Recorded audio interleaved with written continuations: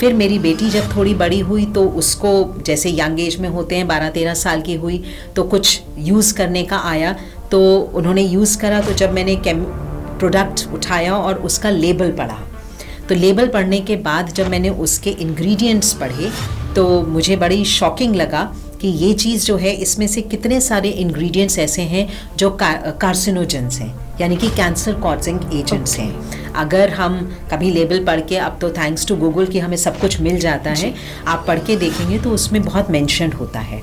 तो मुझे ये लगा कि ये जो है अगर हम कोई चीज़ खाते हैं तो वो तो पहले हमारा लिवर जो इतना स्ट्रॉन्ग है वो पहले उसको जाके चेक करता है कि कौन सा सिस्टम में भेजना है, कौन से को बाहर निकाल देना है। लेकिन जो हम स्किन पे लगा रहे हैं वो डायरेक्ट हमारे ब्लड में जाता है जी। तो ब्लड सर्कुलेशन में जाके वो पूरे सिस्टम में चला गया, तो वहाँ लिवर की फिल्टरिंग भी ख़त्म हो गई। तो मुझे ये लगा कि ये तो जब हम अप्लाई कर रहे हैं तो वो तो मैं कितने सारे केमिकल्स और पेट्रोलियम बेस्ड प्रोडक्ट्स स्किन के अंदर डायरेक्ट दे रही हूँ, यानी कि पेट्रोलियम जेली ग्रीस जो हो गई वो हमारी बॉडी के अंदर जा रहा है। आपने प्रोडक्ट्स के बारे में बताया, तो आजकल जो मार्केट है that is full of products, तो आप कैसे हम उसको जज कैसे कर सकते हैं कि कौन सा जेन्युइन प्रोडक्ट है? उसकी मतलब क्या वेरिफिकेशन का क्या इशू रहता है, आपको बताइए।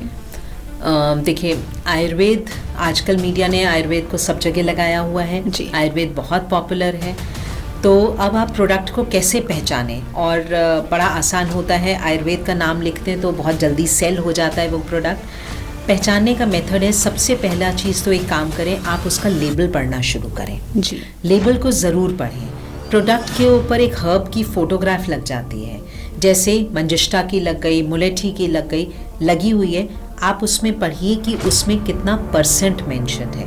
मेरे पास एक प्रोडक्ट आया, बहुत अच्छे ब्रांड का प्रोडक्ट था, वो लिया, देखा, तो उसका जब हमने लेबल पढ़ा, बाहर बहुत बड़ी हर्ब्स की फ़ोटो बनी हुई है, लेबल पढ़ा तो उसमें it was only I suppose 0.4% उसमें सिर्फ वो हर्ब थी, बाकी जो लिस्ट थी वो सारे केमिकल्स की थी। तो आप देखिए 96% उसमें पेट्रोलियम बेस्ड प्रोडक्ट्स थे, ग्रीस थी, और सिर्फ 0.4% उसमें हर्ब थी, और प्रोडक्ट के बाहर लेबल बहुत बड़ा बड़ा हर्ब का बना हुआ था जी। तो यहाँ से ये चीज़ पहचानिए।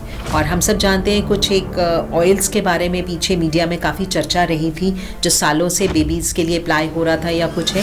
तो ऑयल को मैं एक थोड़ा सा रफ वर्ड यूज़ करती हूँ कि मार्केट के जितने कमर्शियल ऑयल्स हैं वो मिट्टी के तेल से बने हैं, और अगर रिफाइंड वर्ड बोले तो मिनरल ऑयल्स लिखा होता है, ज़्यादातर मिनरल ऑयल्स होते हैं। जब आप ऑयल भी अगर एक ले रहे हैं बॉडी के लिए तो उसमें देखिए कि क्या वो कोल्ड प्रेस्ड ऑयल से बना है, तिल का तेल क्या कोल्ड प्रेस्ड यूज़ हुआ है, कोकोनट कैसा है, उसमें कितने % मिनरल ऑयल्स मेंशन्ड हैं।